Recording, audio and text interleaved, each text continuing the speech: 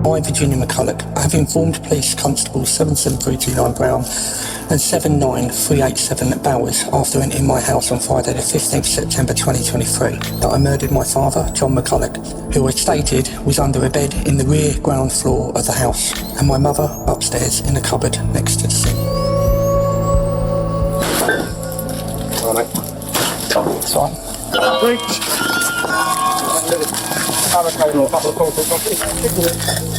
No one in here at the moment. Hold on. The police. Got it. Stay where you are. Stay where you are. Show me Stay where you are. Show your hands. Yeah. Jenny? Yep. Jenny? Yeah. The time is 12:12. You're under arrest on suspicion of murder against Jonathan McCullough and Lois McCullough. I need to tell you something about what's upstairs on the top floor as well. My dad's body's in there. Right. Okay. Yep, okay. Obviously I'll What about say, your mum? a little bit more complicated. Okay. I did know that this would kind of come eventually, and it's proper that I serve my punishment. So, yeah. Cheer up, at least you caught the bad guy.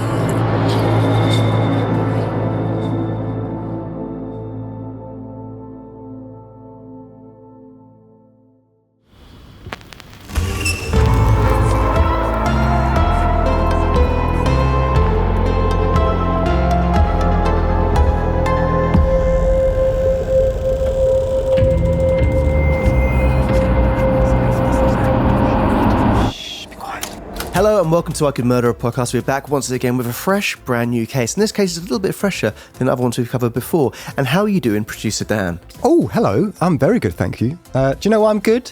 Why? Why? Tell Because us. we have smashed the 50,000 subscriber barrier on YouTube, Get which outta is the here. best thing in the world. Yeah, it's amazing. Finally, after how many years? But it's great news. And that's great because some people say, and have been known to say, the world would be better off without our podcast.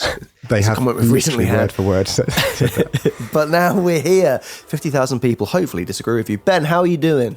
Yeah, doing really well. Apart from you guys dropping that comment on me just before we started recording, which thank you for whoever left that lovely set of words. I'm doing really Cheers, well. I'm excited, as Tom mentioned. This is a relatively fresh case. It's one where if you were had a news app in the UK, probably everyone that got that little notification did a double take because what on earth is going on? And Just like that. but when this news broke, we were inundated with messages and comments about this particular case, and I thought there might not be enough information to collate and do a full episode on, but I was very wrong. It does span back almost a decade prior to the news breaking. There's a lot going on behind the scenes in a very eerie way. Excited to cover this case with my guys. But I forgot, was the question, how am I?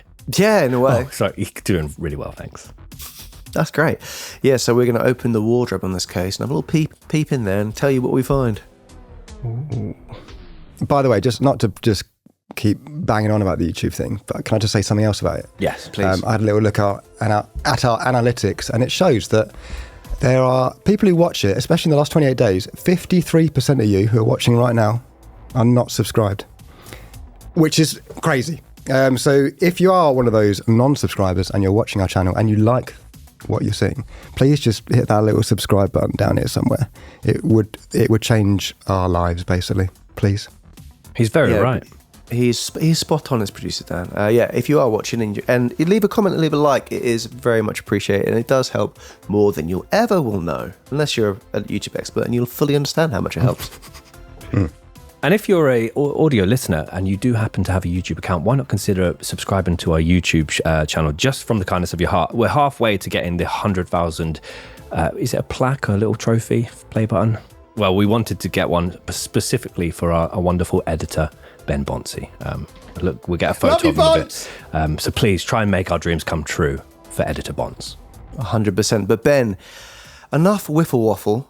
What is today's case? So this week it is the case of Virginia McCullough, killed by our daughter, also known as the murders of John and Lois McCullough, a nightmare on Pump Hill, The McCullough Murders, The Makeshift Mausoleum, Virginia and Her House of Horrors, Killed by Our Daughter, The Virginia McCullough Murders, and I've just learnt that it's McCullough rather than McCullough. But the cryptic clue from last week was, that state in America is a bit Scottish-coloured. Virginia? McCullough. I think you've done a lot worse, Ben. Thank you. Yeah, I don't think that's the worst you've done at all, Ben. I think it works. Thank you. So yeah, I think the only way is up. Thank you so much. Got some bit of music there. A song I've heard recently, which was on BBC, was was it Robert De Niro? Robert De Niro waiting, speaking Italian. Have you heard that? No. Bananarama. It's such a good song. Wow. It's a weird but great song. Anyway, let's get into it. September 15th, 2023, 12:12 p.m. The village of Great Baddow, Essex. House number 7 on Pump Hill sits in an eerie silence. Its once peaceful exterior now swarming with activity, as teams of uniformed officers in white forensic overalls, and officers in riot gear silently surround the unassuming property. Within mere moments, the front and rear doors of the house are violently breached. A sharp crack echoes through the neighbourhood as officers flood into the dimly lit, cluttered property. In the hallway between the two teams, 35-year-old Virginia McCullough stood motionless, her eyes vacant and glazed, as though trapped in some kind of trance. She stood in unfathomable calmness amid the impending storm. As the officers rushed to apprehend her, there was an undeniable sense that this arrest marked a pivotal moment. It was not just about the arrest of Virginia herself, but it was the first step towards a dark and disturbing trail of unspeakable actions that would soon be uncovered. One that would set in motion a wave of revelations that would horrify an entire nation and make headlines all over the world. How was one woman able to murder her parents and keep their deaths concealed from her 4 siblings and extended family, as well as the general public? Why did these horrific crimes go undiscovered for a period of more than 4 years? When did Virginia McCullough decide that her only remaining option was to murder both her mother and father? And what crucial intervention from social services and medical professionals ultimately led to the uncovering of a nightmare on Pump Hill? Pump Hill is an unfortunate name. I would never call a hill Pump. Yeah, the house is right next to the street sign as well, so it's the first kind of house you see amidst the pump. And you've had a gruesome discovery, Ben, didn't you, whilst researching this case about the Google Street View, didn't you? Yeah.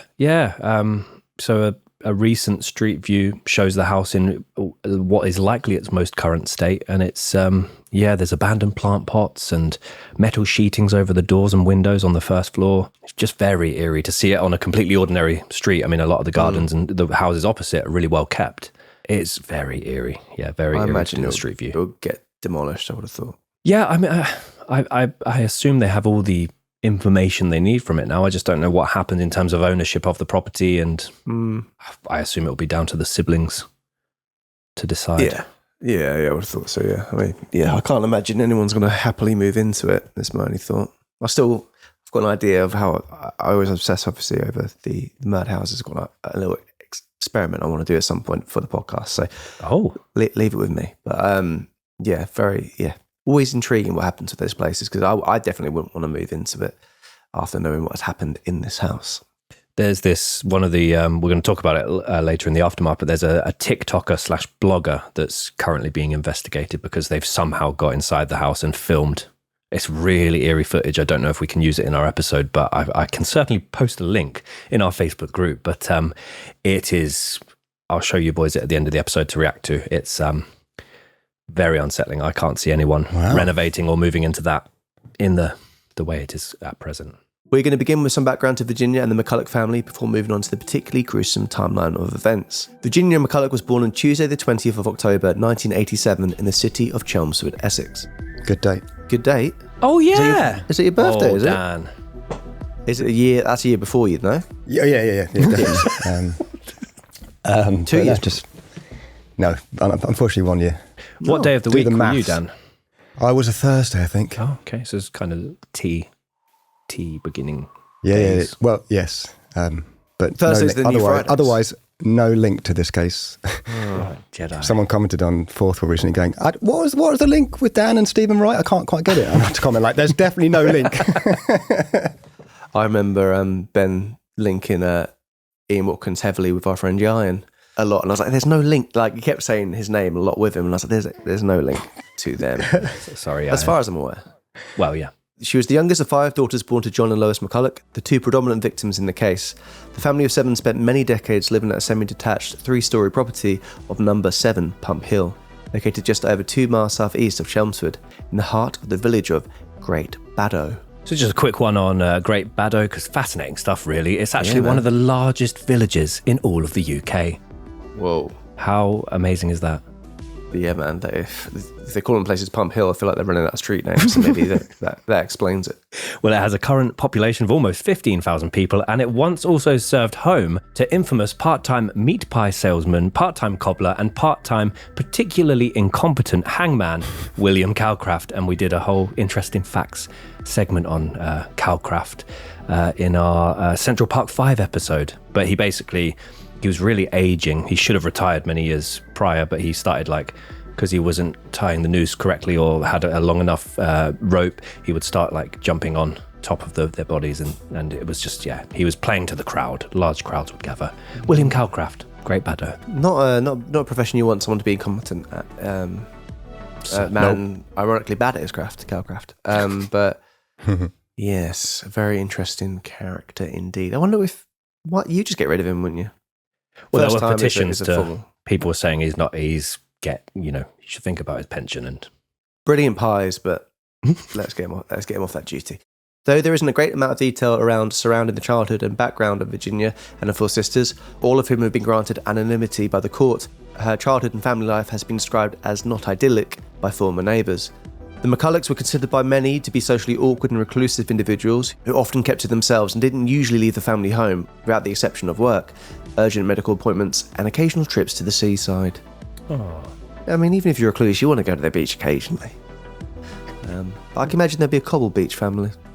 Yeah, I could see that. I mean, we're not blessed with the best beaches on the East Coast, are we? No, but Felixstowe, you can find them. Clacton, Yarmouth, Hunstanton. You can. There's some alright. Yeah. On the right day, if you get there a bit, it can be a bit windy, and it's usually quite a depressing place to walk around. I once had pea fritters, and they weren't very good. From a fish and chip shop, not just from Randy. Meanwhile, her parents, John and Lois, were described as reclusive, eccentric, reserved, and very old-fashioned people who dressed like something straight out of the 1950s. Mr. J. Brewster, a former neighbour who grew up on Pump Hill and whose mother still lives on the particular street, made the following claims. They were all very reclusive people, particularly the parents. They never socialised or mixed with the community. No one had anything to do with them. The children wouldn't be dressed well, and I heard that they were teased about this at school. But others said that they didn't appear anything out of the ordinary for such a large working-class family. Virginia's father, John, worked as a management consultant for much of his life before eventually going on to work as a business studies lecturer at the Cambridge-based Anglia Ruskin University. He also worked briefly as an author and a performance coach. John would spend almost 4 hours a day commuting the 50-mile each-way journey, leading he and Lois to sleep in separate bedrooms once some of their older daughters had moved away from the family home. In a later court testimony, John was described as very much a man of routine who was a heavy drinker and also on the autistic spectrum, and it seems as though he may also have been a fairly strict father. Mr. Neil Mulcahy, a postman local to the village of Great Baddow, and there will be a lot of quotes from neighbours, people that worked in the area, describing Virginia and her family, so we are going a lot off of their opinions in this case. But he actually used to work with one of Virginia's older sisters at a local supermarket when the pair were both teenagers. He remembered many different stories from this particular sister that suggested that they were all terrified of their father. He recalled the following. I remember once her dad, as punishment, made her cut the grass of the entire back lawn with a pair of scissors for staying out late. Whoa. I can see myself doing that. Which part? Cutting the lawn with a pair of scissors. Oh, not making someone do it. No, sorry, yes, no. Me doing that job. Right. Yeah. She didn't want to be at home. She, and most of her other sisters, left as soon as they could and didn't go back after that. Virginia's mother, Lois, spent much of her time looking after the family home and raising her 5 daughters whilst John was away at work. On one particular occasion during the early 90s, one of the McCullough children, speculated to have been Virginia, had a long-term issue which resulted in repeated bedwetting. Though it is not exactly clear how, Lois punished this daughter to the point that both her school and the social services became aware of the situation. Some believe that Lois sent this particular daughter to school in urinated clothing, whilst others believe that neighbours called social services after overhearing screams and smacking sounds towards the young child who had wet the bed. Either way, social services became involved with the family for a brief period of time before taking no further action, with one of Virginia's unnamed sisters saying that their parents were, quote, functional rather than affectionate. We'll talk about motives and the relationship between the parents and Virginia later in the episode, but these were the only two things I could find that would suggest any kind of neglect or abuse in the household, and also all of the sisters have come out to outright deny this. Yeah, I mean, the fact that neighbours can hear... I'm hoping they could only hear... That's just a weird sentence to say, only hear the crying after it. If you could hear the smacking, that is, like, horrendous. I mean, all of this is horrendous. But, yeah, and if the sister's denying it and the siblings denying it afterwards, I feel it's a very odd turn of events. Whether that's just, after what's happened, not wanting to tarnish the parents' name after the event. But yeah, very peculiar. Though it has not been proven conclusively, the reason why it's speculated that this particular child was Virginia is due to claims that she was relentlessly bullied and teased at school. Mr. Steve Furley, a local butcher, so we've had the local postman, now we've got the local butcher, he's also a 70-year resident of the Great Baddow area. He claimed the following in an interview with The Times. I have customers that went to school with her. They said that she was picked on. I've heard she took a lot of bullying and mickey taking. Her nickname was Smelly Ginny, apparently. Another customer told me that It's not funny, bullying. Ben. Another customer told me that Virginia once confided to her that she was teased at school and was called Pissy Ginny. Though there are currently only rumours to suggest that she was bullied, it is believed that Virginia had a particularly difficult time at school. She struggled to make friends, she struggled with her studies, and she was regularly teased for looking and apparently smelling different. These experiences would factor into her behaviour later in life, when it has been reported that Virginia regularly attempted to buy friends at different stages in her youth and adult life. She would do this by buying people food or bringing them gifts each time she interacted with them. Like a magpie. Just a little bit like a magpie, yeah. Virginia herself would suggest that her mother Lois was a happiness hoover. Quite like that saying. That's all I like about Virginia. And a complete control freak who would frantically clean the floors, walls and surfaces of every room in the house with disinfectant. She developed a huge fear of microscopic germs and was conscious of either her or her husband becoming ill as they got older. As well as this, Lois developed traits of obsessive-compulsive disorder and spent much of her later life suffering from repeated anxiety attacks and also agoraphobia.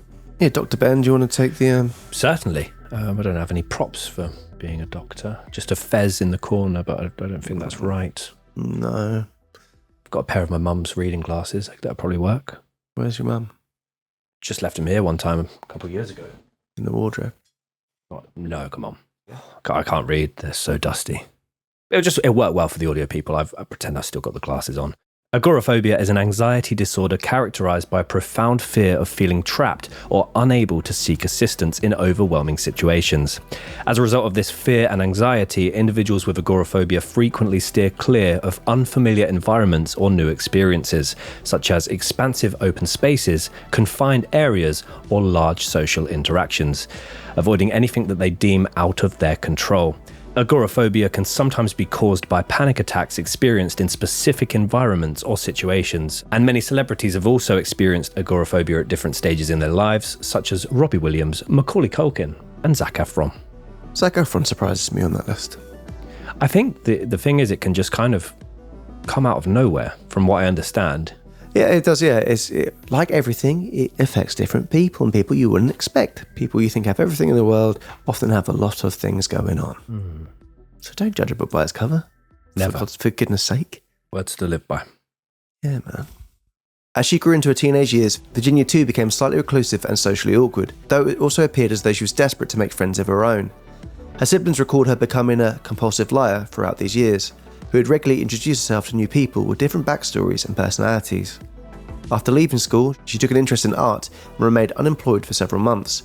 She briefly worked part-time as a barmaid at a local pub called The Ship, and here fellow employees remember her as a strange person who used to bring unsolicited gifts to work for other barmaids. This included makeup, perfume, and wigs. Wigs is an interesting one. That is an interesting one. Maybe a party was coming up. Perhaps, yeah. Perfume is an interesting one as well, because he could be taken the wrong way. Yes, yeah. So, all of them could be taken the wrong way, actually. Yeah. Makeup, I think makeup's a very personal choice, isn't it, for someone? So you have to know them very well to get the right thing. I'd say perfume is as well. Yeah. And wigs. if you're giving all of those gifts to one individual, then that's risky, isn't it? That person grew up to be Pennywise. But geez, very interesting. I like the name. I do like the name of the ship for a pub, though. Just as soon as you said that, I felt like, didn't the ship come up in our Stephen Wright episode in Norwich, or the ship inn? Yeah, I think you're right. Good. I think you're right. Yeah, it just makes me think it's a lot of wood and a lot of rum. A manager of the ship also recalled dropping Virginia off at home after work, where she would search for her house key for several minutes, appearing as though she never actually wanted to get out of the car and go home.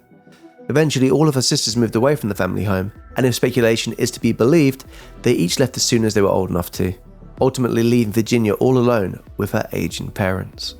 Aging parents, just rotting away they were, in a sense. We flash forward several years to early 2019. Virginia was now 31 years old, whilst her father John was 70 and had retired from his role as a lecturer, and her mother Lois was 71. Both her parents had become somewhat shut-ins, having developed numerous different health conditions in recent years. John now had type 2 diabetes, hypercholesterolemia, glaucoma and hypertension, while Lois's agoraphobia had progressed and she still had regular anxiety and panic attacks. Virginia, meanwhile, had been unemployed for more than a decade. She was living rent-free in her parents' house, and it appears she had very little to zero meaningful relationships in her life outside of the family home, with no documented intimate ones. She had convinced her siblings, extended family, and her parents to this point that she was an aspiring artist who was studying classic art and also willing to be the caretaker for her parents, who were slowly becoming more and more dependent on her. She had somehow also convinced them all that she would eventually become a successful artist and therefore make a large amount of money for the family. She also said, or I've read that she also said, that she was receiving a small amount of income in the meantime as a web designer. Who knows? She also convinced her parents that she had numerous medical and mental health conditions herself, and in return for looking after the house and caring for her parents, John started to send his daughter a weekly allowance as well as a payment. She now had full access to their finances, including their credit cards, winter fuel payments, pensions, and around £150,000 in life savings. Over the next few months, Virginia seemed to spiral deeper and deeper into a world of her own. She began to steal money from her parents' savings accounts in order to gamble online and buy clothes and jewellery. And I've read online once again that the gambling addiction was online bingo, of all things. It's one that you can't. You just know that it's just one of those. Yeah, I never trust any of those ones where it's not Predetermined in a way. Yeah. It's like if it's football, you never actually know. Whereas that, it's like surely they. In addition to this, she also took out loans using both of her parents' names and identities. And when her father confronted her about, where's all this money going? What are all these letters through the post? Virginia explained that she had actually been the victim of fraud and several scams. She also suggested that the bank had made several mistakes and that their various accounts had been hacked. And she did this by composing official-looking letters from whoever they banked with, popped them through the post, and sort of translated that information to their parents. So she really manipulated her parents here. In the early part of 2019 alone, Virginia had spent almost £60,000 of her parents' money. And in not wanting to get caught in her web of lies and not seeing any other way out of the situation, this seems to be where her horrifying and gruesome plans were hatched. And it is here that we move to the timeline of Virginia McCullough, murdered by our daughter. March of 2019. After suddenly recalling the vivid memory of overhearing her parents discussing the retirement plans with a next-door neighbour almost a decade ago, Virginia now has the perfect guise to place over her forthcoming plans. She remembered her father informing their neighbour that both he and Lois would be retiring and moving to the East Coast seaside town of Walton-on-the-Naze. And so, she kept this in the forefront of her mind as she began to stockpile a large amount of prescription medications. May of 2019. 2 months later, Virginia purchased a knife as well as a tool that enabled her to grind up the various prescription medication pills to a fine powder. Over the next few weeks, with growing pressure from the mounting debts that she had accumulated in her parents' name, Virginia begins to use her father John as a guinea pig as she starts to lace his lunches with large doses of prescription medication. At first, the dosage is only enough to make him lethargic and slightly unwell, and so Virginia decides that she must instead use a much higher dose. Whoa. The night of June 17th, 2019. Whilst John and Lois sat in the living room after having consumed what would be their last meal together, their daughter Virginia prepares their drinks in the upstairs kitchen. Here, she blends a cocktail of prescription medication powders before placing large amounts of them in 3 separate alcoholic drinks and 1 non-alcoholic one. She then hands a glass to each of her parents. John consumes his, a Guinness and a brandy, whilst Lois, who did not drink alcohol, places hers to one side. Virginia reminded Lois that the particular drink was non-alcoholic, so she consumed a small amount. She then handed her father 2 more drinks, which he barely touched, according to Virginia. I mean, I don't know how their relationship was, but if you're giving, like, here's a drink, here's 2 more, it just seems like incredibly fishy. Like, you would be like, what are you doing? I mean, she's prepared a bunch of drinks there, but I'm sure in the early life there were sort of suggestions that John did like a drink or 2, particularly before bed, and 3 at the same time. Yes, that would concern me. I'm not a Guinness nor a brandy drinker, but I don't know if that would be something you sort of have a nice brandy and chase it with a Guinness. I don't know if that's a thing. I'm assuming Sounds not. Horrible. This is where it really all comes to a crescendo, and she's realised, I'm either going to get caught in this debt, or I do this. She doesn't see any other. It's kind of like there are some similarities to the Gypsy Rose case, aren't there? In terms of being pushed to your final resort. However, I feel like Virginia has gone through far less trauma compared to Gypsy and has far more options available to her than Gypsy. I just never understand the mentality where it goes, oh, that's the only other option.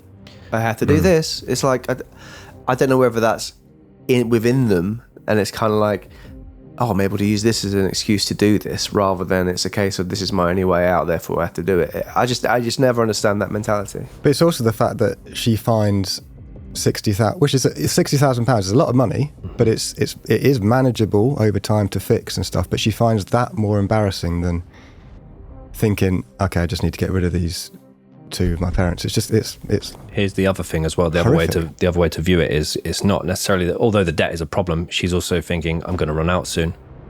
I'm going to run out of money soon, and the only way to extend this life that I'm living is by killing my parents and then taking their weekly or monthly, a pension and other payments that they had and their savings, credit cards in their name. Yeah, the other thing with this as well, when I first heard about this case, I definitely thought she was an only child, because I was thinking you couldn't do this. Yeah. Like, the thought, just because she got away with it for so long as well. Both parents later say goodnight and head to their separate bedrooms. Virginia also goes to bed as if it was just an ordinary night, which is quite a chilling thought. June 18th, 2019, approximately 6 a.m. Virginia wakes up an hour earlier than usual the following morning and immediately heads to her father's bedroom. Upon silently entering the room and gently calling out his name, she notices that he is unresponsive. She slowly makes her way towards him. As she further inspects his still and silent body, she confirms that this dose was fatal and that she had just poisoned her father to death. Her mother, meanwhile, lays in her own bed completely unaware of the events that have transpired in the other room. The first half of her plan is now complete, and, due to intense fears that her mother, Lois, would discover the murder, she makes her way towards her room, this time armed with both a hammer and a knife. I don't like the double fisting of weapons, and that it makes me feel incredibly... As Virginia approaches her mother's bedroom, unsure as to whether or not she had consumed enough drugs for it to be fatal, she hears incredibly faint tones of the radio playing. This has always provided a form of comfort to her mother, who was sometimes reluctant to start her day without a moment of calm. Virginia sneaks towards her mother, who is laying on her side and is listening to the radio via a large pair of headphones, where she proceeds to bludgeon her in the back of the head with a hammer, before proceeding to stab her to death as the radio continues to faintly play in the background. According to Virginia, Lois panicked and asked her what she was doing, whilst also trying to defend herself, but she was not strong enough to do so. She was stabbed 8 times in total, 7 times in the chest, 1 to the hand, and she eventually succumbed to her multiple wounds, whilst Virginia held her other hand and apologised to her as she gradually died. That is just bizarre. Like, that shows that there's some kind of sympathy and regret there, but with such a vicious and horrible attack, it's just a very confusing set of emotions there. I also thought, like Tom did, that she was an only child. This part really surprised me, that she had a backup plan and it wasn't a cowardly, poisoning of both her parents. she decided that if one of them was going to die before the other and the other was likely to discover the other murder, I'll have a backup plan in place. And it's such a violent and heinous end to someone's life. It's not necessarily a quick death, this one. It's a frenzied attack, brutal, and she's bled to death. To be able to do that to anyone, let alone your own mother. Yeah, this is the information. I assumed she just poisoned both parents and that was it. But there's obviously so much more than that. But this is not cowardly like the other way. I don't know, smashing your head from behind with a hammer. Do you know what I mean, though? Poisoning someone is quite sneaky. It's more visceral, and it's more like... Yeah.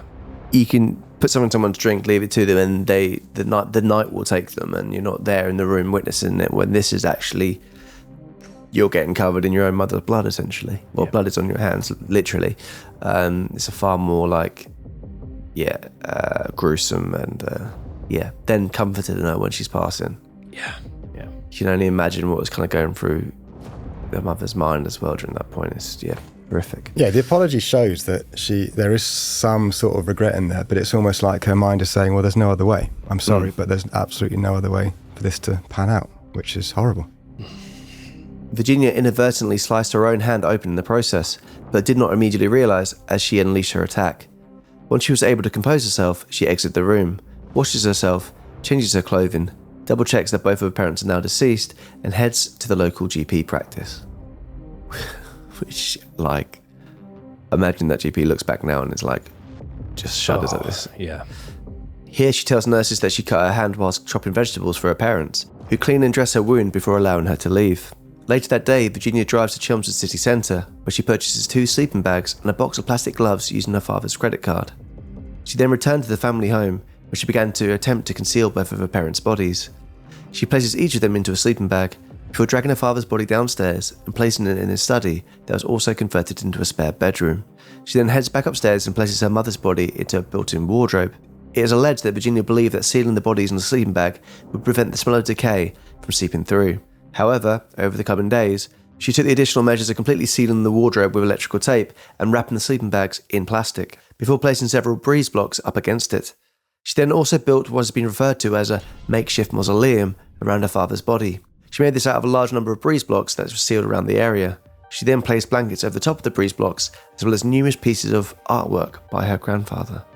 Very eerie. I mean, thinking sleeping bags are able to conceal the smell is just... I mean, I've been to Reading Festival with Ben, and I know sleeping bags do not conceal the smell.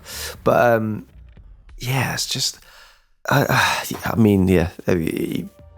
don't think there's any point trying to question, like, the soundness of mind in terms of, like, thinking about this in terms of what's the next steps or what she should have done, in brackets should have done. But this just seems to be very little thought out. So these breeze blocks for the American folks, cinder blocks, she ordered a total of 40 of them from a local B&Q, which I assume that would be delivered right on like a pallet outside the house or something like that, and she's gradually moved them into the house one by one. So I'm not sure, again, what neighbours would have been thinking there. Probably in their wildest dreams they wouldn't have been thinking this. But she's also literally sealed it with sand and cement over the body in a sleeping bag that's been wrapped in plastic. So she's thinking that completely sealing that area will prevent the smell of decay from entering the house.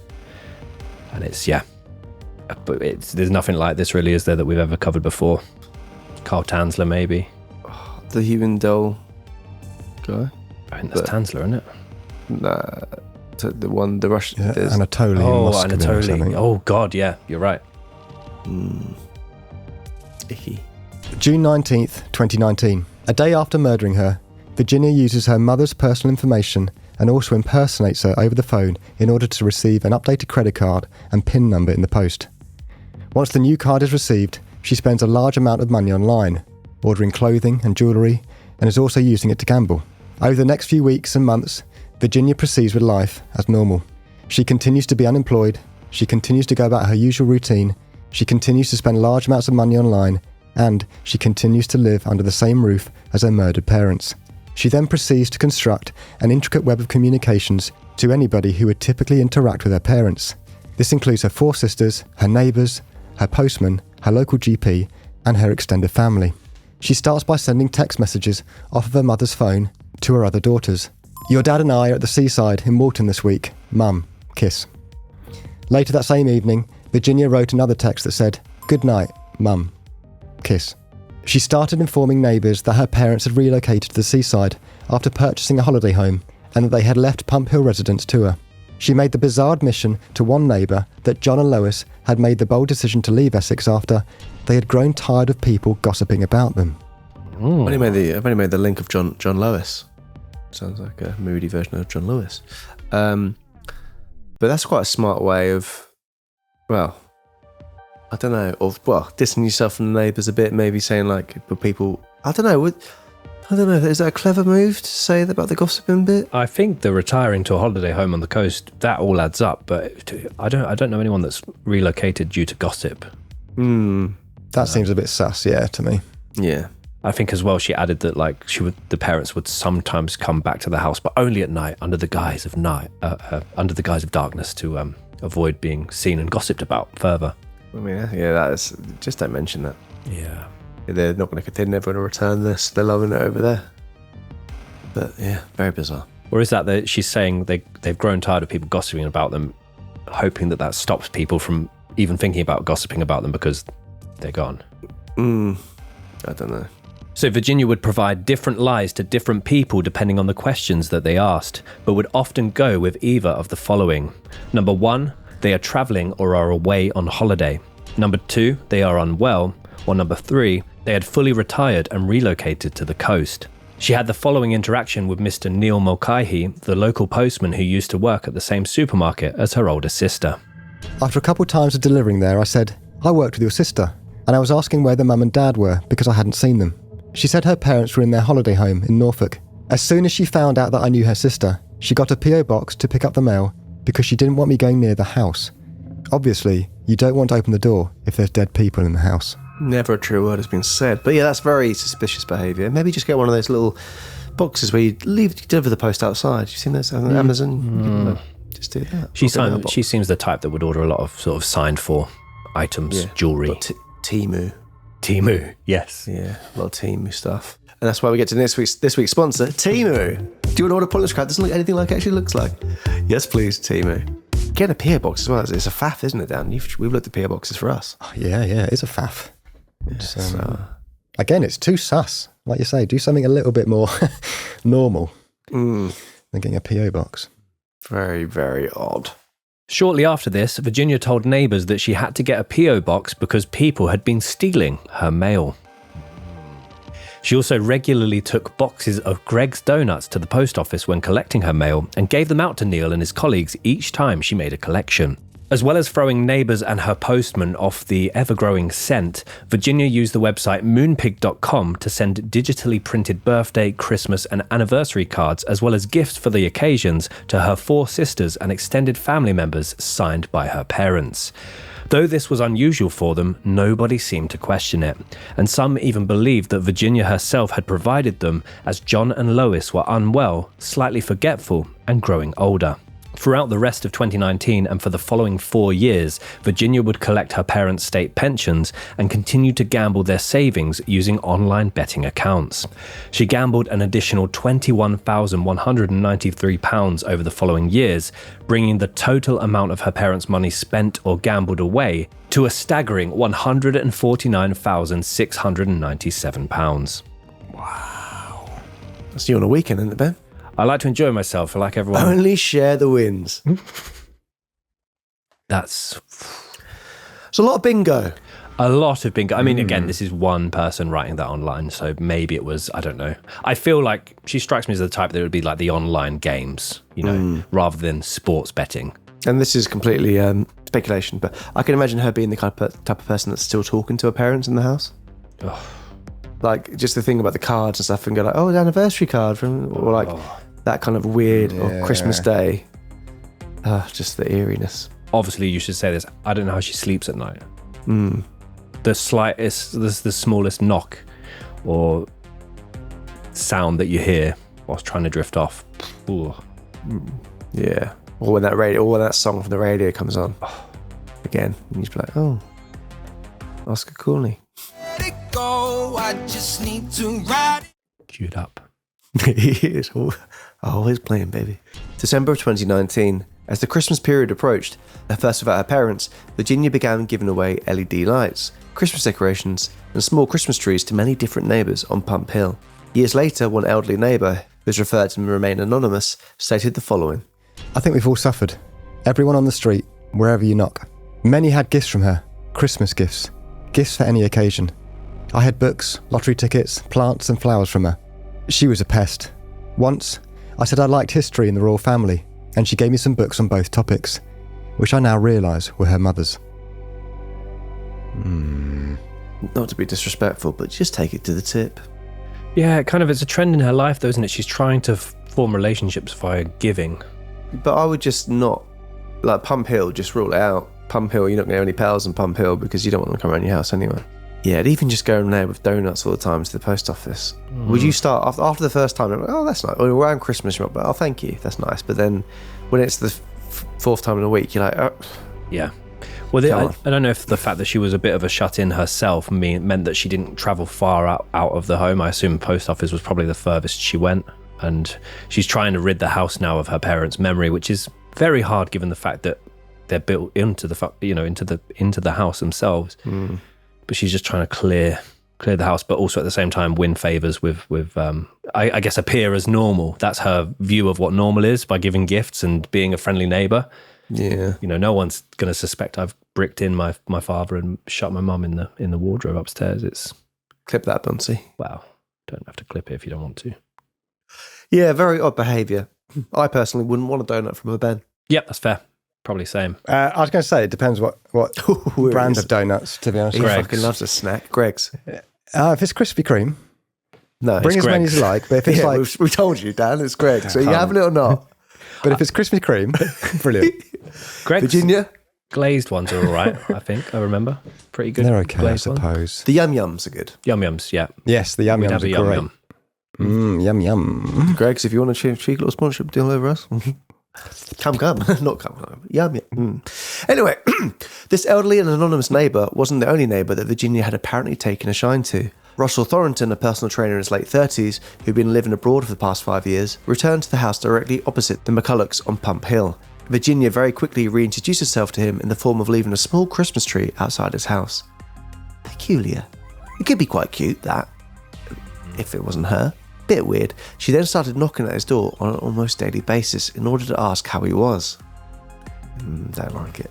Anytime he didn't answer, she would write a note and post it through his letterbox. Fucking hell.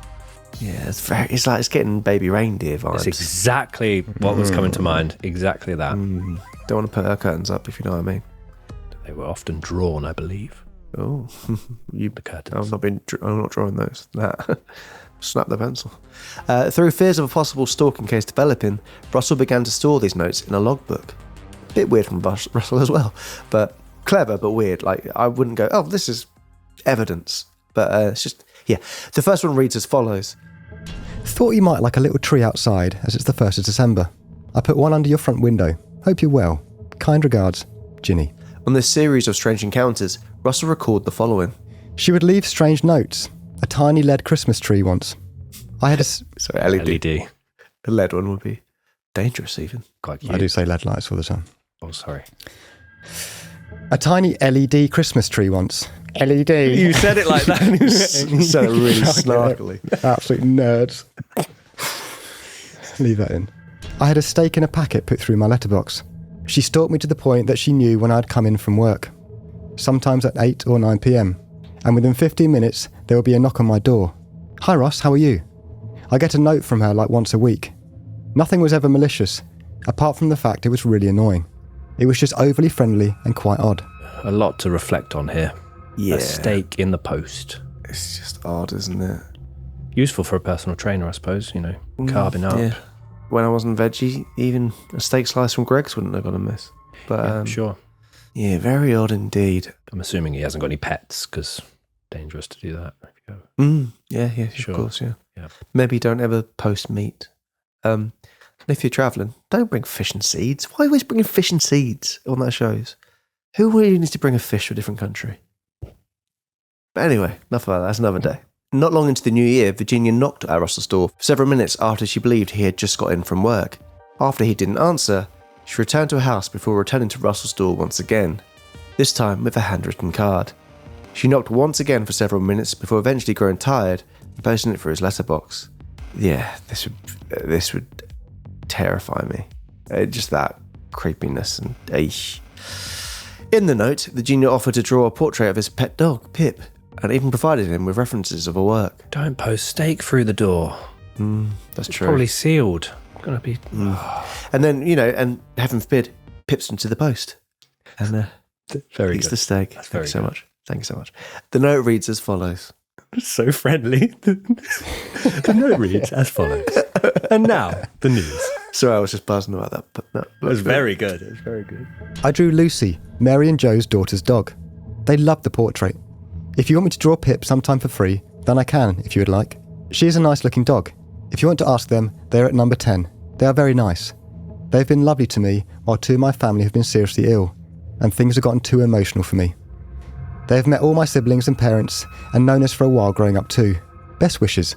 Let me know if you want a portrait. Oh, I love the portrait. Two of my relatives have been seriously ill and things have gotten too emotional. Let me know if you want the portrait. Yeah. This would actually be good for me to do the portrait. But then you have to give me £20,000, which I'm going to spend on bingo afterwards. Yeah, very, very odd. And I would feel very uncomfortable if I was Russell.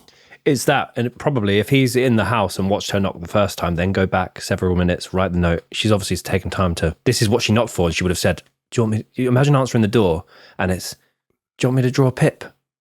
And that's the... Do you want me to draw a Pip? And like, imagine if you had a fucking Ring doorbell, the notifications from her. Jesus Christ.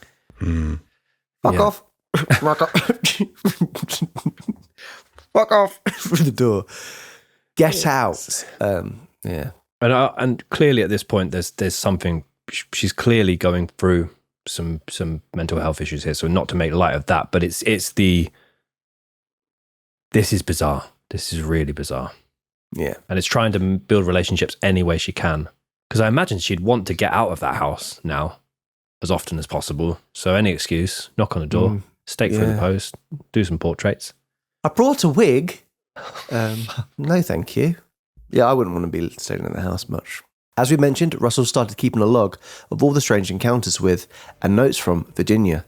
He contemplated going to the police about it, though he himself believed it would have been strange for a well-built personal trainer in his mid-30s to go to the police about a woman putting notes through his door. I mean, earlier on he was late 30s, now he's going, no, I'm mid-30s, guys. And I'm well-built, and I can handle myself. But I think I think, here's the thing, if you are being stalked, it doesn't matter what shape or size you are, or what shape or size they are. I think you should report it. That's a little bit of advice from me to you, to the listener. Or the viewer. So instead, he just continued to store all of the notes in a logbook. Not long after these interactions with Russell, Virginia started knocking on the door of 68-year-old neighbour Phil Sargent, who lived 2 doors from her, whom she provided with multiple steaks, Chinese takeaways, donuts and work tools, including 2 hand saws, which likely belonged to her father. Must be tough steaks. No. Yeah. Again, it's love bombing, and she hasn't got the money to be buying all this. Well, she has. Yeah, but with her gambling addiction, I don't think she's got. And if she has got that money spare, she probably. It was a good night. Bingo. Full house of dead bodies. Your fucking parents can't. Nah, fair play. Oh, we used to do bingo in our Minnesotas, didn't we? 2 sisters, 72, or what? I don't know. Yeah. 2 dead parents. 2 dead parents. 7 Pump Hill. Yeah. Legs 11. No. Yeah. In early 2020, another neighbour in her 60s, Judith Way, was hired by Virginia to work as a gardener. Fortunately for Virginia, the rear garden could be accessed via the side of the house, so there was no need for Judith to enter the property in order to complete her work. She was paid £20 an hour for her work, but also received added bonuses in the role. What do we think she's going to give her? Oh, I haven't got any more steak because I've been giving them to the other 2 neighbours. Jesus. She was given freshly baked muffins and homemade soups. Maybe some bread for the soup, but I don't know. She was also given jewellery and expensive perfume. Over the following years, Judith was given so many different items that she had to disclose them all in a document she provided to the police. This document, which also stated that Virginia regularly contacted her from 4 different mobile numbers, were 4 pages long. 4 pages long. That is insanity. That's a lot of soup. That is a lot of soup. I'm sorry. This is just 4 pages long. That is a lot, isn't it? And perfect. I think she's probably getting the copycat perfumes. I don't think she's getting the legit ones. But Yeah. Jesus. And this is what Judith would go on to say. I vaguely knew her parents. She told me they would visit under the cover of darkness from their seaside town because they didn't want to be seen by the neighbours who were being horrible to them. It was a load of rubbish, of course. She regularly gave me bottles of Dettol, anti-wrinkle cream, some old sandals, now I believe to have been her mother's, ant killer, and so much more. She also gave me seashells that she claimed to have picked up while visiting her parents. Everything she gave me reeked of perfume. In fact, any time she opened the door, the waft of perfume would just... she stank of perfume, always. Yeah, I mean, I'd be covering myself in Lynx Africa if I was trying to conceal. Yeah. A lot of diffusers. I just think there's no end plan, is there? Like, she's had 4 years to think of maybe, should I try and get them out of the house? Yeah, you said to me that if it was you doing this, that Right. you would 1 year, if it was Halloween, you'd put 2 skeletons outside the house and then you just throw them away afterwards and be like, Halloween's done. And I was like, for you, Ben, that's not a bad idea. I think it's personally disrespectful to your parents, but you've killed them, so that's disrespectful in itself. I'll have a donut though, thank you. Yeah. Yeah. Yeah. Yeah. I mean, that for me, I don't think she's seeing at this point perhaps anyone finding out that they're there. I assume she was planning to live the rest of her life in that house with her parents, which is a thought in itself. March 23rd, 2020. On this evening, at 8:30 p.m, residents of the United Kingdom were told by then British Prime Minister Boris Johnson to enter the first of a series of COVID-19 national lockdowns, which I bet Virginia could not believe her luck at this point. In the days that followed, all non-essential high street businesses were closed and people were ordered to stay at home and were permitted to leave for essential purposes only, for example buying food or for medical reasons. For the vast majority of people in the UK, this came as a huge shock, requiring a great deal of personal adjustment and having a significantly negative impact on people's mental health. For Virginia McCullough, however, this could not have come at a better time. It became harder to socialise, harder to see loved ones, and harder for people to move locations throughout the country. This meant that none of her extended family or siblings would be able to come to the family home, whether they wanted to or not, for the foreseeable future. Many of the restrictions were still in place until July of 2021. So this is the big thing that everyone asks. One of the first questions that people ask about this case is, how did the sisters not know? She had 4 sisters, 4 older sisters that lived in different parts of the country. Some of them had children of their own. There are photos of their grandchildren with John and Lois, so we know that they definitely interacted. There's an argument that none of them wanted to return to the family home because there was allegations of abuse, but they came out and said that this was not true. They also probably trusted Virginia that she was delivering care to their aging parents and did not have a reason to think that what had happened, obviously. So this is a part where there's criticism, there's disbelief that how on earth in over a timeline of 4 years, none of the sisters, as far as we're aware, visited the property. I think, like, on paper, you read that and you think, yeah, that is crazy, but then some families, they do grow a bit apart and you don't see them much. And if parents are very reclusive and don't want to come out, and it can just, time just goes by and you don't really realise, especially if you're raising a family, raising kids, and it's not, especially with COVID thrown into the mix. And if you are receiving presents and texts and other things, Yeah. you kind of think, oh, maybe communication during that period was better than it had been previously. But never speaking on the phone would be the bit where you're like, that's peculiar. Like, there's none of that, because you think that even if someone is reclusive, talking on the phone would be fine. Well, she did do an impression of her mother, imitate her mother over the phone to one of the sisters. I think that's what we're aware of. My immediate suspicion, it answers itself because of lockdown. So I was like, yeah, but the parents are getting older and they also have multiple health conditions, but surely that actually means they should isolate even more, because they're both unwell. They both have different conditions that COVID could impact further. So in that respect, the siblings were less likely to be able to visit them because they were highly vulnerable. Yeah, I do think it's bizarre, but I mean, we'll go into the relationship, which has been speculated things from the past that has happened, and maybe it's not such a bizarre thing not wanting to see those people. Whilst at the peak of lockdown, Virginia posted the following note through Russell's door. Police were called to mine on Friday night, accusing me of going in and out of people's houses, just to let you know. Obviously, it is a made-up claim, to try and get me fined for a COVID breach. Just so you get the truthful version instead of gossip if you hear it. During lockdown, Virginia installed 2 surveillance cameras at the front of the family home, and she also drew most of the front-facing curtains on all 3 windows of the house. And you can, if you want to check out the property on Google Street View, which I have done multiple times actually. I'm a bit strange for doing that many times. That is weird. You can still see these cameras, and I don't know if they've actually been replaced by police surveillance, because I know there is a security team like managing the property currently, but it looks like she's put 2 of those Ring cameras facing directly out front of her home, and they look like they're still standing now. So she's claiming that neighbours are going in and out of houses. She's claiming that she's got surveillance to prevent this from happening. Those neighbours that had gradually gotten so used to Virginia's regular knocks at their doors were now met with silence. She had to spend a strict national lockdown confined to the house that she murdered her parents in, with their badly decomposed bodies still present. And this, as well as obviously I've been all over Google Street View lately. I did this to my search history, which I'm not too proud of. I searched how long does it take for a non-buried body to decompose.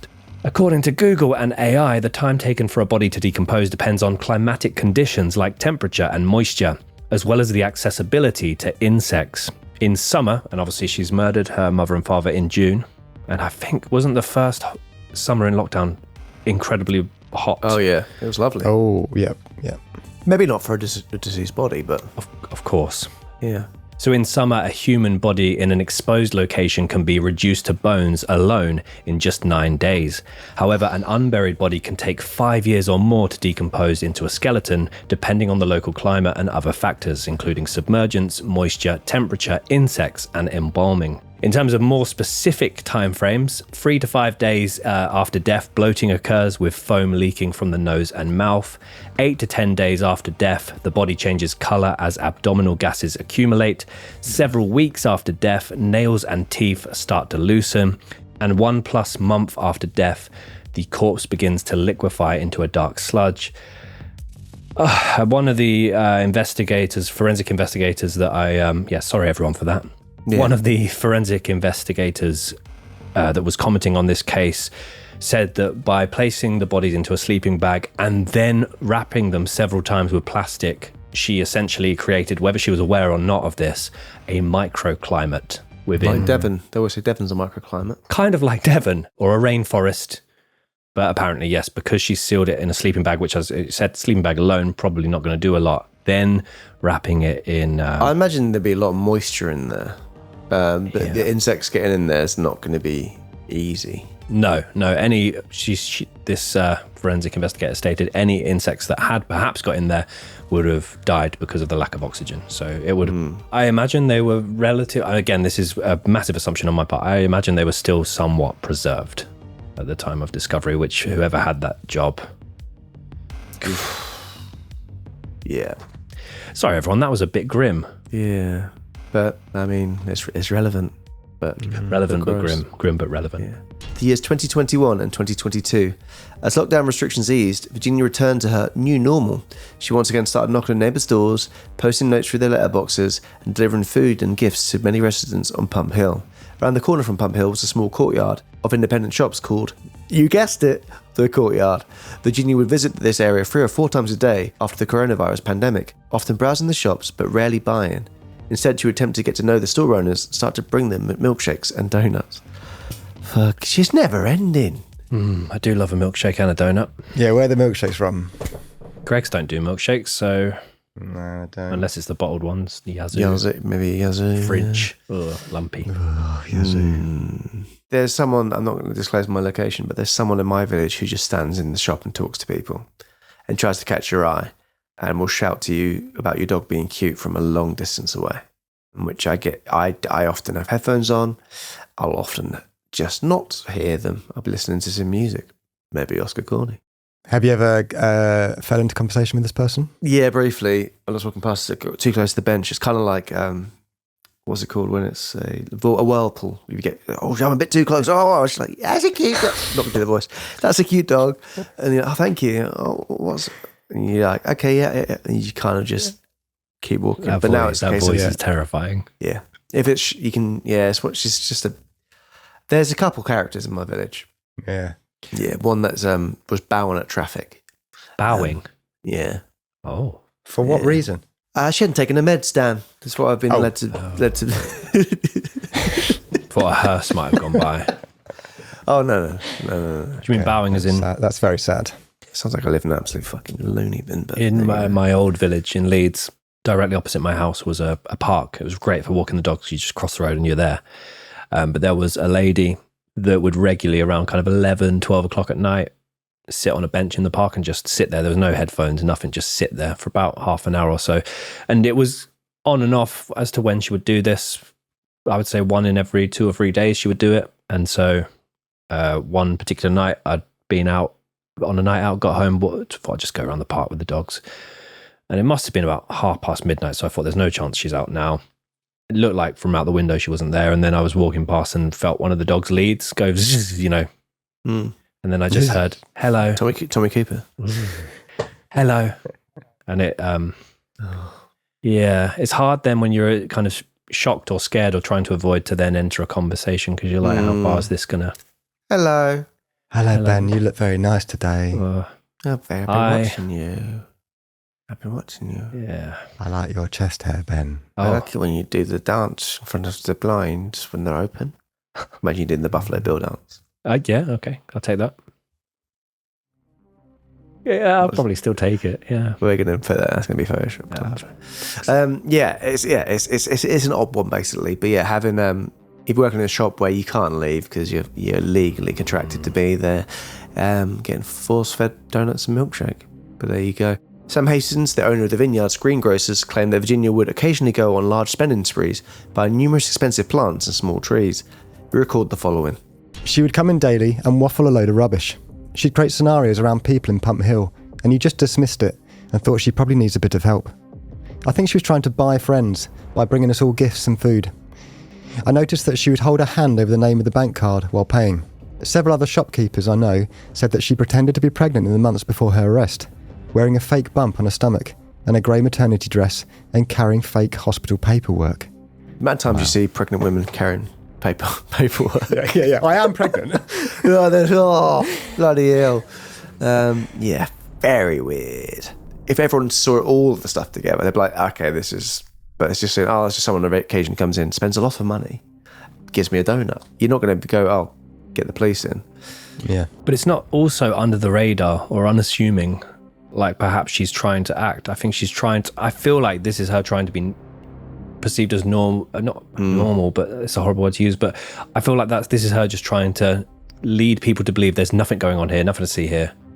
Whereas actually it is all put together quite strange and quite abstract. If you make yourself, though, someone that you want to be, people want to avoid, is that a good situation to be in a certain situation? You don't want to go to a house because... Yes. I don't think she's intentionally done that. She's not. No, but it's, it's true. Way. It's true. There's no way. It's the perfect plan.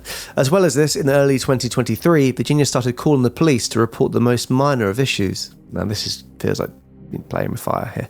She would file complaints about noisy neighbours and suspicious people she felt were loitering outside her house. She also called the police to claim that she'd been assaulted by one of these loiterers, with local store owners claiming to see her with multiple cuts and bruises on her arms.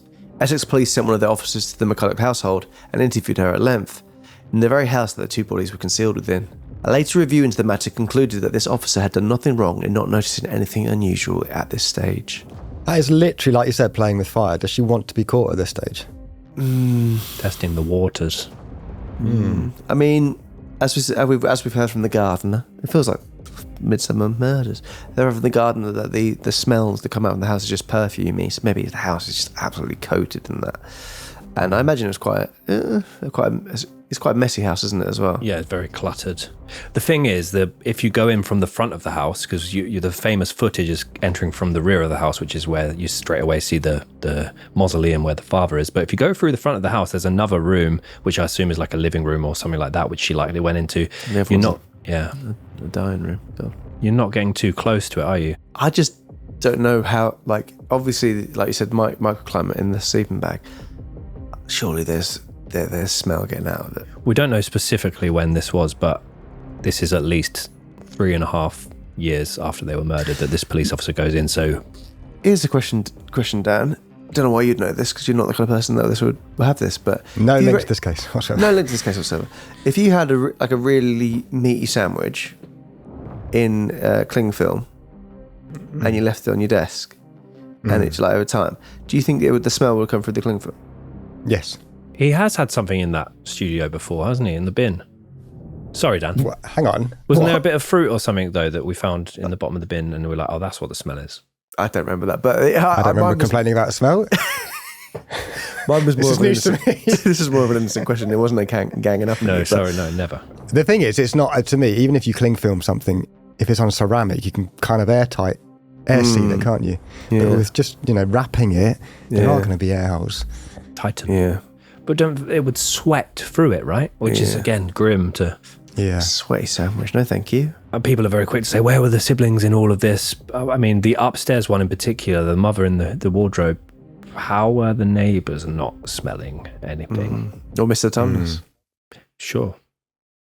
On top of the calls to the police, Virginia would also call her father's pension company and pretend to be him in order to query payouts. She's got a lot of neck on her. Doing the voices, unless she's the new Alistair McGowan. That's a I don't think Years ago. that is so dated. The new Alistair McGowan.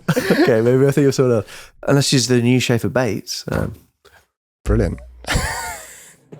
She would also call her mother's physician, pretending to be her in order to cancel her upcoming appointments. The woman of many voices. And unbelievably, she would also call some of her sisters, pretending to be her mother, when they sent texts saying that they were worried about them or potentially wanting to visit. That's the most bold one, isn't it? Because they're going to recognise. Yeah, and you're also saying don't come and visit, which, if anything, is going to make you more suspicious. Did they comment on this at all in terms of the phone calls? Because I would have thought that would genuinely be so obvious. Well, we know it happened because that's how they've had the phone calls. But how they didn't, again, I don't know if maybe she had quite a non-distinctive voice that was easy to... I couldn't do my parents if I tried. I don't have the range. Yeah, little certain mannerisms though, and things they say. It would be so hard to do that well, I think. She'd been essentially a shut-in with them for all of her life, so I imagine she knew their voices, better than anyone else, perhaps. But it's really, really odd. Virginia did impersonate parents on the phone during the investigation and court proceedings. It was revealed that she would call her family members and friends pretending to be parents. Oh, did she do the dad as well? Hello, siblings. Hello, darling, it's your daddy here, you are. I'm very well, I'm not smelly at all. Much had a Guinness and a brandy, and I'm in a sleeping bag just to keep warm. Wearing a wig. I love it. Got some steak in the place the other day. September 13th, 2023. After a series of long, overdue medical appointments have been cancelled multiple times by Virginia, acting on her parents' behalf, John and Lois McCullough's local GP contacted social services via Essex County Council's safeguarding team to express concerns over the fact they had not seen the couple in 4.5 years. Well done to this individual, because, I'm sure things like this have to be passed on to safeguarding or police. I don't think that Virginia necessarily... maybe not as drastic, a nightmarish as this case, but I think there are more Virginia McCulloughs around the world. Aye. Which is... You be getting donuts or unsolicited milkshakes. You better bloody check on her. You know what I'm saying? I could be the next Schaefer Bates. You could. But I could. I don't think this case is a one-off, which is a terrifying thought. Mm-hmm. Yeah. And it'd be weird if you're saying that with a little twinkle in your eye because you've got a little secret that you're hiding. The team reviewed the information and collated the missed appointments and miscollections of the prescribed medications before immediately contacting the police. They, in turn, contacted Virginia, who informed them that they would be away travelling for another month.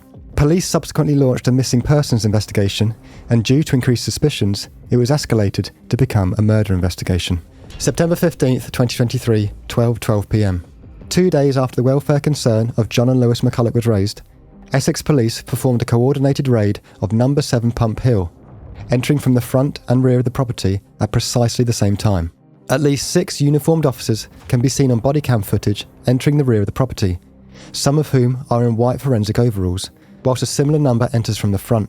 At the rear of the property, officers break through the lower panel of the back door, entering via what used to be John's study. Officers quickly meander past what appears to be a large bed covered in blankets and artwork in the corner of the room as they enter the hallway. Virginia was found standing in an almost trance-like state in the middle of the hallway between the 2 entrance points. As police move to apprehend her, the following unsettling exchange takes place. Stay where you are! Stay where you are, show your hands. You here? Yep. Oh. The time is 12:12. You're under arrest on suspicion of murder against Jonathan McCullough and Lois McCullough. Yeah, Okay? okay. You don't have to say anything, but it may harm defence. If you No, do not I just mention take my cover. or in question, so it's like you want anything to do so with the evidence. Okay? Alright, your arrest is necessary I'll for a cooperate. prompt and effective. Is there anything in the property we should know about? Yes, there Where? is. Can I take you to it? No, you can tell me. Can we go in there for a second, just so I can tell you something about what's in there? Yeah. Yeah. Yeah, I want to tell us the only something. reason I said I need to tell you something about what's upstairs on the top floor as well. It's fine. Yeah, okay. To me, she actually almost comes across quite arrogant. I kind of. She just strikes. I mean, she's not going to have devil horns, but she looks so normal, and she's so normal in the approach. She's kind of just as if she's just been caught like rigging the local raffle. She's like, "Oh, your hands up! I've won that thing. You know, fair play. I'll give you back the steak." Oh, actually, I can't. Just give it to every fucking neighbour down the street. But she seems so blasé with it. Like you say, yeah, maybe arrogance, but it's just like, yeah. And Yeah. she immediately tries to get them on side by giving them everything, apart from the donuts. It's as well kind of, I don't know why she wants to take him into another room and be like, I need to tell you something, actually. I need to, let's go into the study. But yeah, there's no body cam footage we've again seen, even remotely similar to this case. It's only going to get more unbelievable. After hearing that she needs to tell them something, officers guide Virginia back through the hallway and into John's former study. Here, she makes the following admission in a chillingly calm manner. Oh, my dad's body's in there. Right, okay. Yep, okay. Obviously I'll Where about say, your mum? a little bit more complicated. Okay. That's why I said, can I go upstairs and show Right, you? can you If explain wanna it to bring us, please? Because officers, we're trying to preserve this. It's now going to be seen, so we need to preserve this the best we can. So I don't want you to have you walking up there, all right? Because that's for your well-being as well as ours. Oh, no, up. Okay. Up. So what? Thank you. Where Can I grab some will we hairbands find your as mum? well, if possible? Where will we find your mum? Okay, so upstairs there are about 5 wardrobes. Yep. It's behind the bed, but back next to the sink. That's the second one. Weird. Yeah, so just blasé. She's just as if she's like, oh yeah, a bit more complicated. There's a wardrobe involved in that one. But yeah, it's just odd. Can you loosen my cuff, please? Yeah, oh, that's a bit tight, isn't it? Ooh. Should I put a kettle on? It just seems very, like, odd, her behaviour. It also seems like satisfying to her that she's educating these police officers. It feels really like, She's in I control. don't know, again, slight arrogance. Yeah, she's in control. Virginia then explains that she slipped a pile of those into his drink, referring to the cocktail of prescription medications that she'd poisoned her father with, before going on to describe her mother's murder. After a few seconds of awkward silence, Virginia states the following to her arresting officers. I did know that this would kind of come eventually. It's proper that I serve my punishment. So, yeah.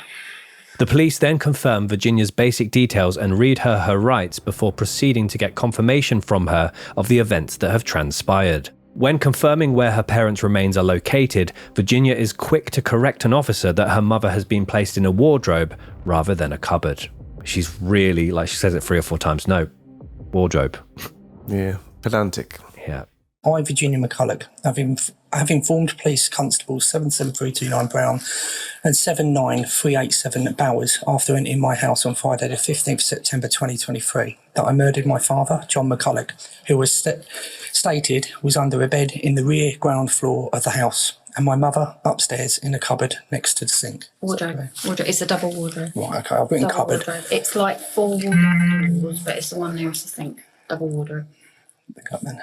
Her 70-year-old father, John, was found in his study bedroom, concealed in a sleeping bag in a makeshift mausoleum made from breeze blocks that was subsequently covered with blankets and a series of paintings and pictures that laid on top. And I thought when I first saw this that the paintings were done by Virginia and placed there like a kind of shrine, but it was actually apparently her granddad, so her dad's dad, that did the artwork that rested on top. Her mother, 71-year-old Lois, was also wrapped in a sleeping bag in a built-in wardrobe that was then sealed off with electrical tape.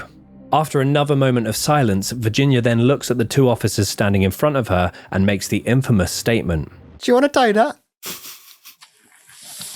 Cheer up, at least you caught the bad guy. I've just woken up today and done my job. No. After this, she goes on to say the following. I know I don't seem 100% evil, but we all, I deserve to obviously get whatever is coming sentence-wise, because that is the right thing to do, and that might give me a bit of peace. Give her a bit of peace, yeah. Yeah, 'Cause that's well all done. that matters, yeah. Virginia then explains, whilst appearing to waft the smell away from her nose, that a credit card is located in the house, which had been used for a lot of transactions over the last few years, with, quote, money that pertains to my parents. She is then taken to a holding cell at a local police station. Whilst in the holding cell, officer body cam footage shows Virginia explaining where the murder weapons, a kitchen knife and a hammer, are located. She also explains that both weapons are rusted and still have blood traces on and potentially body matter. She finds it difficult and, for the first time, appears to show genuine emotion. And this particular part where she struggles to speak is when admitting that a hammer was used in her mother's murder. During further questioning, Virginia informed investigators that she had beaten her mother to death like someone badly playing the xylophone or something.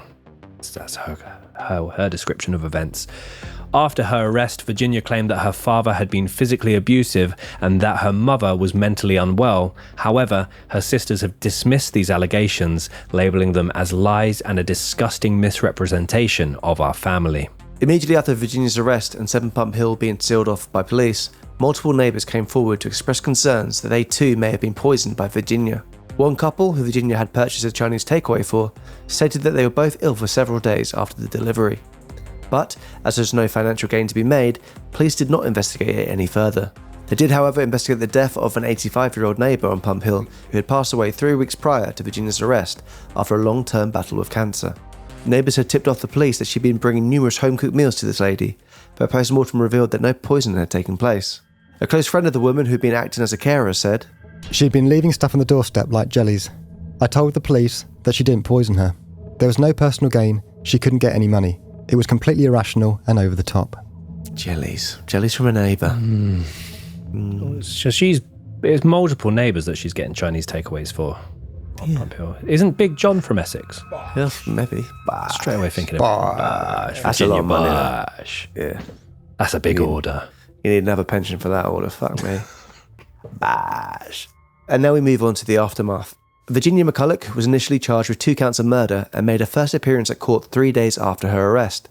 She made 2 additional appearances at court via video link whilst remanded in custody, but did not enter a plea. After a great deal of back and forth, a trial was eventually scheduled for October of 2024. However, with Virginia pleading guilty on both counts of murder, the trial stage was skipped. The court was informed that 2 days following the murders, Virginia made a purchase from B&Q for 40 building blocks, cement and sharp sand. Additional items such as electrical tape and a stepladder were also later ordered.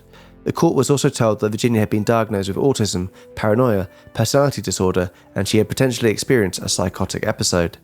Virginia's lawyer, Christine Agnew, boldly made the claim, Virginia is not using her autism as an excuse for what she did, but it does in some way explain her actions. I think that is very bold. Yeah. Yeah. Yeah, don't be putting this action upon that. Yes. Virginia McCullough was sentenced to life imprisonment with a minimum term of 36 years. She'll be eligible for parole from the 3rd of October 2059, when she'll be 71 years old, the same age as her mother when she murdered her. Ooh. Spooky. According to prison sources, Ketchup and Mayo, she's making... Sorry, it's been a long day. Detective Ketchup and Officer Mayo. Ugh, Simon Mayo. According to prison sources, she is making productive use of her time in prison. Shortly after the sentence was delivered, a joint statement was issued by 3 of the 4 of Virginia's sisters, which said the following. Our family has been left devastated and heartbroken at the deaths of our parents who were taken from us so cruelly. As we try to move forward with our lives, we will remember the happy times we enjoyed with them. Our mum and dad are forever in our hearts and are loved and missed beyond any measure. Richard Butcher, who didn't provide the stakes, the brother of Lois McCullough and the uncle of Virginia, said in a victim impact statement, "What has happened has undermined my faith in humanity." Yeah, I've taken some of these family impact statements from the Essex police website, which I'll pop. There's many more. There's pages of almost as many as that woman, the neighbours had to list the items, but there's pages and pages of impact statements, which I'll pop in our Facebook group. And some of these make reference to all of the times they had with their grandchildren and that they'll be missed by their grandchildren. So there definitely was interaction and physical meetups with the other sisters. I don't know why only 3 of the 4 made the statement. I don't know. That stood out to me a bit. Yeah, so I don't know why, unless the 4th one has just genuinely not wanted to be involved in any of it and hasn't been able to come to terms, which again would be understandable. I don't know. Totally, yeah. As we always say, people deal with grief different ways, and maybe it was too much to comprehend and be part of. So on the 18th of January 2025, just a few weeks ago at the time of recording, a TikToker and blogger was arrested after they somehow gained access to the inside of 7 Pump Hill, and they recorded a great deal of footage which they then posted online of the inside of the house. The footage, which has since been posted to the TikTok account places_forgotten, shows both locations where the bodies were stored, as well as multiple different rooms in the house. Police are still investigating the matter and how they got access to the inside of the house. Yeah. It's very eerie, this footage. You can see what was once the mausoleum. There's the thing, it wouldn't be eerie without obviously the knowledge we have, but it's a fairly, as you imagine, home and pictures of the couple together and parents and pictures of them with the grandchildren, stuff like that. It's very sad to see. And even like a little card from, obviously it must be the grandchildren. Yeah. Horrible. Definitely very horrible. So as well as the victim impact statements, the video, the TikTok video, and there's also some court transcripts. I'll post those in our Facebook group. In terms of some stats around parricide, which is the murder of a parent, Virginia's was actually a double parricide, so both parents. In England and Wales, parricide is a rare event that accounts for roughly 4% of all homicides. The number of parricide incidents varies from year to year, but averages to around 20 per year. And this is just a single parricide. Double parricides of both parents is even more rare, specifically a female being the perpetrator. Most perpetrators of parricide are male, which accounts for 85 to 90%. Most perpetrators are white, which is 84%. And most perpetrators are unmarried, which is 89%. Most perpetrators also live with their parents at the time that they commit the parricide, which is up to 70%. 51% of the victims are fathers and 49% are mothers. Victims range in age from 25 all the way through to 101. 84% of the victims are white, 8% are black, and 7% are Asian. Yeah, 4% of it, even that being of all murders, kind of surprises me slightly. I don't know why, but yeah, spooky stuff. Yeah. Very spooky. So that is the case of Virginia McCullough, murdered by our daughter. Very interesting and horrendous case. But guys, it's that time again. We're in the show where we get you guys involved, a bit of audience interaction here with Spooky Corner. Welcome to Spooky Corner. Spooky Corner.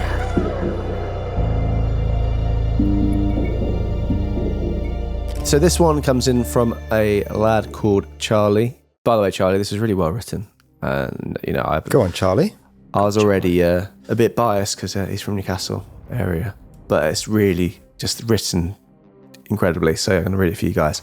Hi lads, I just want to say that I'm a big fan of the pod and generally find it very entertaining. The opportunity to share this experience I had a little while ago could not be missed. I'm pretty sure there's a logical explanation for it, but even now, I can't quite shake this feeling that something wasn't right. So my name's Charlie, I'm 20 and I've lived in Newcastle all my life. On a more solemn note, as it's important for the story, it is key that you have the context of my dad passing away at the end of lockdown in 2020 with liver failure. Sorry to hear that. Yeah. Something we were very aware of, but it still felt sudden. That's something I don't like to think about too much, but it's integral for the story. Just over a month ago, I was walking home from meeting some mates. It was late, maybe like 11:30, and I'd left them near Chinatown, cutting through Blackfriars to get home quicker. If you don't know it, Blackfriars is the medieval friary in the city centre, proper old, and at night, it's dead quiet. No cars, barely any people, just a few streetlights and the ruins. It's the kind of place that always feels a bit too still. I was walking past when I heard someone call my name, Charlie. It wasn't too loud, more like someone muttering it under their breath. I stopped, turned around, but the street behind me was empty. I figured it was one of my mates taking the piss. They probably shouted after me, and the wind had carried it weird, and I was also fairly pissed, so I kept walking. Then I heard it again. Charlie lad, I've missed you. And this time it sounded closer. I stopped cold. My chest tightened because the voice was distinctly his. I turned back, my stomach twisted in knots, and that's when I saw the figure, standing just inside the ruins, half hidden in the dark. My breath caught in my throat. It looked like him. Same build, same stance, even the way he held himself, slightly hunched like he was tired. My head was screaming at me, it couldn't be him. But for those few seconds, I genuinely believed it. Never have I ever sobered up so fast. Then he stepped into the light, and it wasn't him. It was just some bloke. His face was gaunt, his beard patchy, eyes sunken like he hadn't slept in days. He was wearing layers of old clothes, the kind you see rough sleepers wearing. He just stood there, staring at me. I was still trying to shake off the initial shock when he spoke again. I'm proud of you, son. You're doing well for yourself. And with her too. She's good for you. And that was the moment I felt proper off. Because my dad never met my girlfriend. She lives in London. We met in the first year of uni, long after he passed. He never knew her name. Never knew how serious we were, and I hadn't been on the phone with her. I hadn't even mentioned her. There was no way some random bloke in Blackfriars could have known about her. I took a step back, suddenly very aware of how empty the street was. I wanted to ask if he was okay, if he needed help, but something about the way he was just watching me made my skin crawl. Then, as I turned to walk away, I noticed something. His shadow. It stretched the wrong way, curling sort of away from the light instead of towards it. And it was at that I felt it was a good time to bolt. Didn't think, didn't look back, just walked as fast as I could until I was out of Blackfriars and back on a busier street. By the time I turned around, he was obviously gone. Now, was it a ghost? I doubt it. Most likely it was just a homeless guy who happened to say something eerily close to what my dad would have said. The shadow thing could have been a trick of the light, and hearing my name, maybe my mates did shout it earlier and my brain just latched onto it. The harsh part is when many strange and borderline unexplainable factors can coincide. It makes it impossible to fathom. And if you boys have any more logical potential explanations, I am all ears. But still, Blackfriars is not on the top of my list for places to revisit. Anyway, I hope this is the right kind of story for the pod. And yeah, keep up the good work and stuff. Cheers, Charlie. Ooh. Charlie? Yeah. What a story. Lovely way you've written it as well, Charlie. Really Indeed. Enjoyed that found it fascinating. And that's exactly the kind of spooky story we like, Charlie. So thank you for sending that in, and thanks for sharing that moment. And obviously sorry to hear about your dad, but I can't explain it. No. I mean, like you said, the thing about the girlfriend and him saying that, like, you could say that to someone and it'd be on the money, but then hearing the name and yeah, very kind of gives you chills. Yeah, it does. Eerie.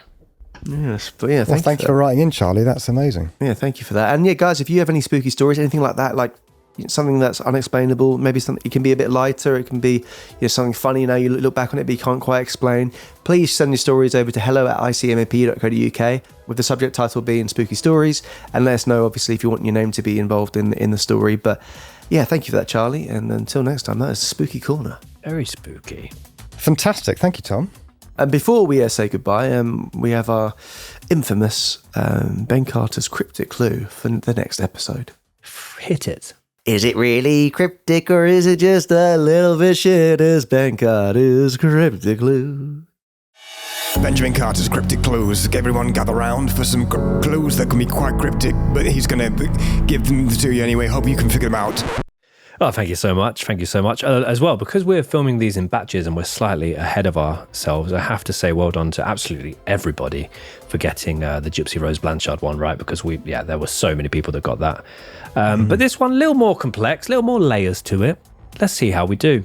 The cryptic clue for next week's episode is, Mr. Jackson has had a boy. Mr. Jackson has had a boy. Oh. Yeah. There you go. Let us know if you guys can figure that one out. Layers. There's some layers to it. For sure. And guys, if you just can't get enough of the content, we do have near and edging on to 200 Minnesota episodes, which you can unlock. I know some people have been spotting it on Spotify. There's little episodes with the locks on it. Just for a small fee per month, you can unlock all those episodes as well as the visual episodes. So be sure to check that out if you just can't get enough. Yeah, we've had loads of new members to our cult recently. We wanted to say a big thank you for your support. We truly do appreciate it. Obviously, it's not going to be for everyone, but if you do have a spare few seconds on your hands, why not consider leaving us a rating, a review, subscribing to us on YouTube, or following us on audio platforms, or just leave a lovely comment for the people. There's a handful of people that got very angry at me for mispronouncing Worcester.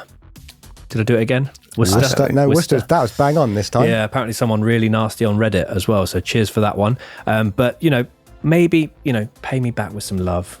Leave us a like, leave us a follow, leave us a subscribe. Lovely comment as well would be lovely as well, wouldn't it, boys? Just a lovely one. Yeah, and we'll be sure to be more respectful to place names going forward. And we apologise for that. We'll try, yeah. Especially because I'm bloody really disappointed in you, Ben. Shame. It's a real shame. Disappointing. But there Grow you go. up, mate. Get a life, yeah? Sorry about that. But for the 99% of apparently absolutely wonderful people, not apparently. Yeah, I love you. For the 99% of really lovely people, thank you so much. Yes, indeed. Thank you so much for your support. It's very much appreciated. Until next time, like we always say this all the time. Keep doing what you're doing. I'm excited for this one. Jesus, Nora. Well, don't post stakes to a house with a dog. Yeah, obviously. Yeah, that's a good one. A few things that shouldn't be. I mean, if you want to leave notes for people, maybe 1 or 2 is fine, but 30 odd. If you're going to buy that many donuts, get a Greg's loyalty app card, yeah, because you'll be getting it's just money in the bank, isn't it? Really? Don't just be very respectful towards your parents. Don't accept Chinese from your neighbours. He does stag do's now, doesn't he, Big John? Who ordered a fucking Chinese? Yeah. Chicken pork balls, salt and pepper toast.